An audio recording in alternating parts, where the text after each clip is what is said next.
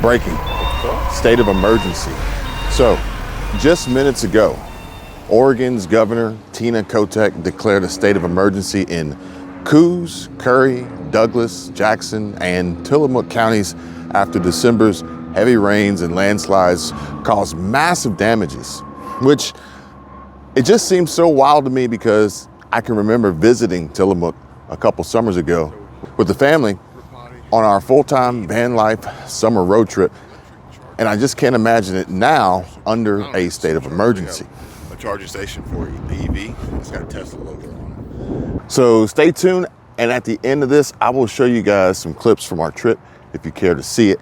But first, according to the news report that I just read, in Oregon, Governor Tina Kotek has declared a state of emergency in Coos, Curry, Douglas, Jackson, and Tillamook counties after a series of storms damaged multiple roads and state highways in December. The state of emergency issued under Executive Order 24-01 directs the Oregon Department of Transportation, or ODOT, to provide financial assistance and seek federal aid to support recovery in these 5 counties. And Governor Kotek said in a statement, this emergency declaration will give ODOT the ability to seek federal resources to aid in the long-term recovery effort. And I am grateful to the local leaders, service providers, and state agency personnel who partnered in quickly assessing the damage and providing immediate aid for community members left vulnerable by these storms. So back just a few days or weeks ago in December, the storms brought heavy rain, flooding, landslides, and erosion to the areas, damaging streets and rendering some roads impassable. And at the time, multiple counties issued flood watches and warnings, but the storms caused 2 roads in Tillamook County, Miami Foley and Sand Lake, to collapse, as well as temporarily closing state highways 101 and 26. Additionally, landslides also stalled Amtrak trains service between Portland and Seattle. And Portland homeowners had to fight and contend with flooding and road closures during the deluge too. And in Tillamook County, flooding displaced multiple homeless residents. And this just makes me think about what I showed you guys on the video that I published earlier this morning about the homeless in my area. And it's honestly just so sad and tragic to see. But as you all know,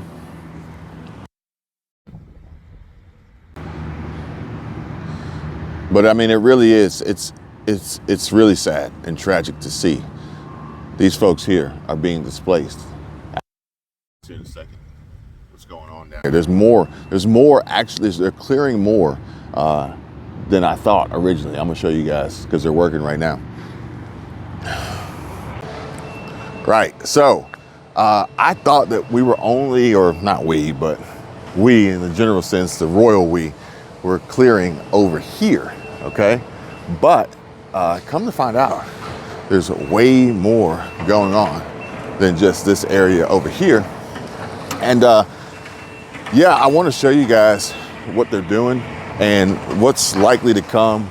I don't know what it's going to be. Maybe I can get Michelle to check because she stays pretty current on a lot of the different things that are being done around here and what they're building. And maybe she can find out, because I know that they had to pull permits for this, so that information should be public. But I did not know that it was going to extend over here. But yeah, you can see them in there going to work, which is good to see. You know, we talk about jobs, job security, job loss, and this, that, and the other. But it's good to see because here we are on a Saturday and he's going to work. So, you know, there used to be a time where people were like, no, we don't work on Saturdays. But now I think people will work pretty much any day that they can get. So this could potentially be maybe like the beginning of another small little neighborhood. I'm gonna guess a small little neighborhood that'll cross the street, and it'll be on both sides of the street. But this was also, so yeah, just like I suspected this morning, he's using the Kubota, the Bobcat here to clear out the brush. And then all the bigger trees will probably come in with that other attachment and get the bigger trees taken down using that attachment. I'm not gonna go in here because I'm in the right of way right now, but this is private property. So I'm not gonna go in there unless I get approval. Maybe I'll go put on my steel toes and my high-vis PPE, put my hard hat on and see if they'll let me in when they start building. And I can follow along with the construction process and bring you guys along with me. But what I wanted to show you was this right here. And I don't know if it's picking up in the camera, but I'm trying to point to it.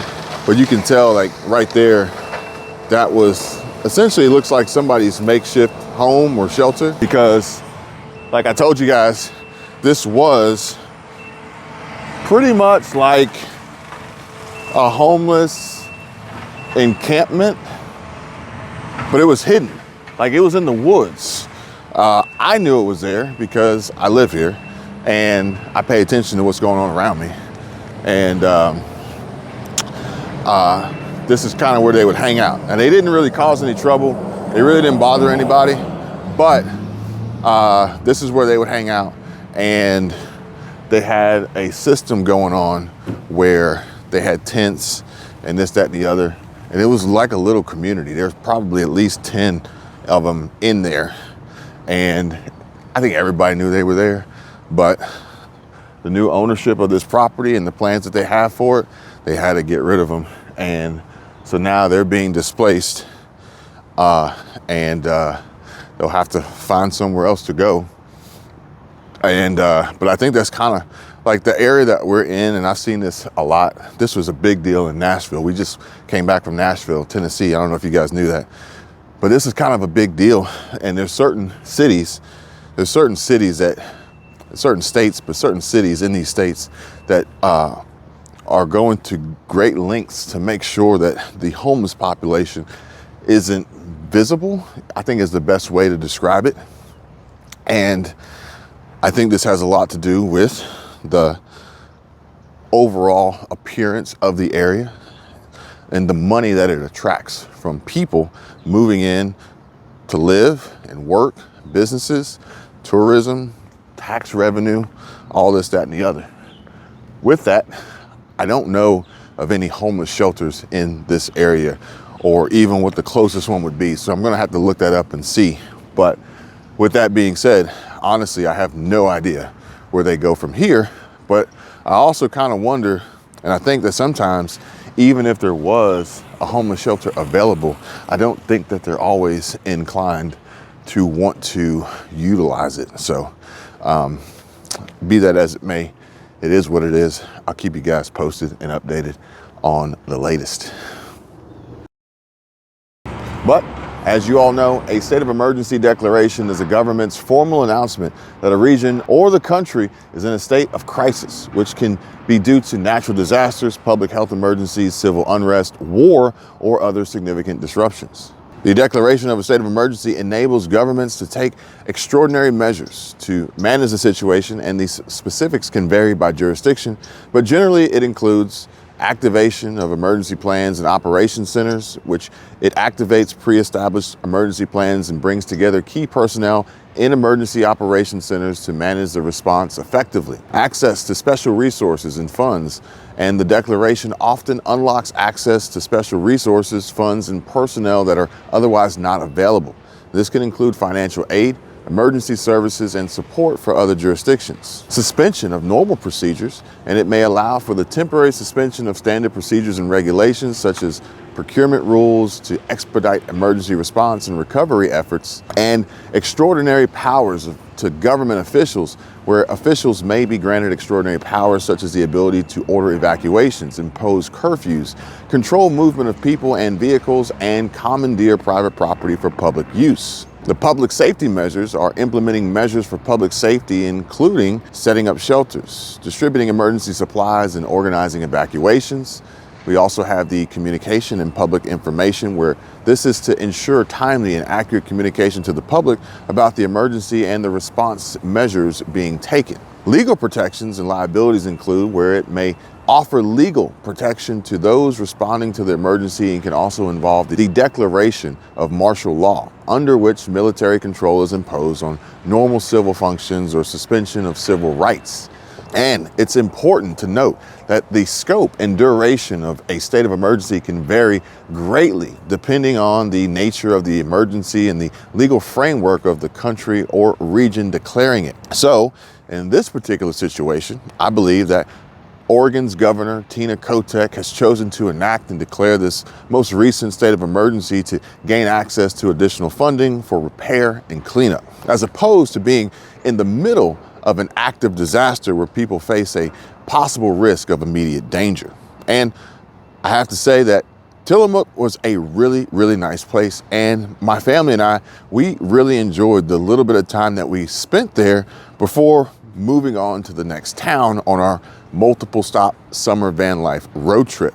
Here, check out these clips that I just honestly never got a chance to get around to uploading, that we recorded back in 2022. And let me know if you've ever been to Tillamook. And if you have, let me know what you thought about it.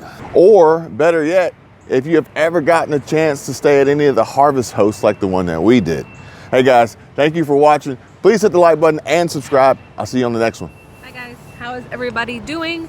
As you can tell, I no longer sound like your grandfather. Whatever was bothering me yesterday, you guys left me a lot of comments on my video yesterday saying, you know, maybe you should try this, this, and this. And I tried a little bit of that, and that. And I also took some Zyrtec, and today I am good. There's still just like a very small hint of rasp, but it's not bad at all. I wanted to talk about something really quick because you guys know I was in Seattle yesterday. Here at Blue Heron French Cheese Company here in Tillamook, Oregon. And this is actually what I expected to see at a harvest host when we started this. And it's probably about 1, 2, 3, 4, 5, 6, 7, 8, 9, 10, 11, 12, 13, 14, 15, like 16, including this guy over here behind us. RVs parked, camped out here. This is what I thought Harvest Host was about. We're in the middle of nowhere, Tillamook, Oregon. This is nowhere to me. The town has a population of 5,000 people, and we are loaded out here at this farm, and they got plenty of parking and spaces. They're numbered spaces, but some of the numbers got knocked over.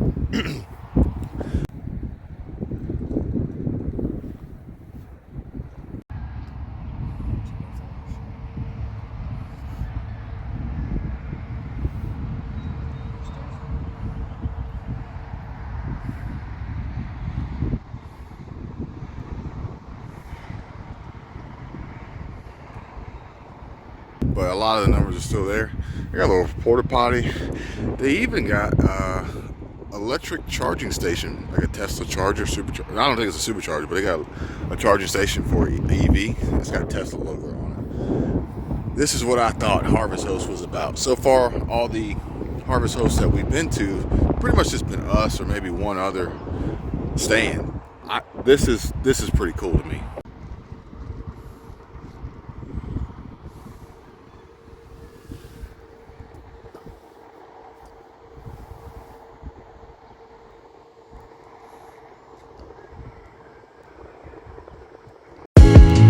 Tell you my problems, meditating my silence. But I keep pushing my pen, rotating my stylus. Brokenness feeling like sin, now no breath, low dollar. Used to be left on red, now all the girls go holler. Now all the girls go follow. All the fake fans gon' pop.